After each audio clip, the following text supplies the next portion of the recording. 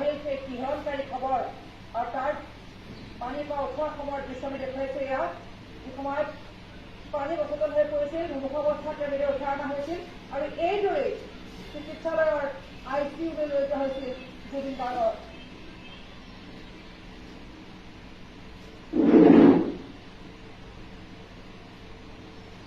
জুবিন গাৰ্গৰ কাহিনীকাৰ ঘৰখনলৈ কোনোবা যাব বিচাৰিছিল তাতে আছে আমাৰ সাংবাদিক হীৰক আছে জুবিন গাৰ্গৰ ঘৰখনত হীৰক আপোনাৰ ওচৰলৈ আহিছো তেওঁৰ পিতৃ বৰ্তমান ক'ত হীৰক কাৰণ ইতিমধ্যে গৰিমাদাৰ সাধুটো ছিংগাপুৰলৈ যাবলৈ জুবিনৰ পিতৃ বৰ্তমান ক'ত আছে কিবা জানিব পাৰিছে নেকি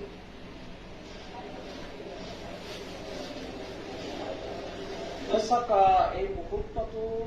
কথা কোনো ধৰণৰ প্ৰকাশ কৰিব পৰা এটা অৱস্থা নাই সকলো মানুহৰ চকু পানী সকলোৰে চোকাচুকি মাত সকলো ভাগি পৰিছে সকলোৱে বিশ্বাস কৰিব নোৱাৰা এটা মুহূৰ্ত আৰু এই মুহূৰ্তটোৰ মাজত এই মুহূৰ্তত আমি দেখুৱাইছো যে প্ৰকৃতিয়েও কান্দিছে আপোনালোকে যদি দেখে এয়া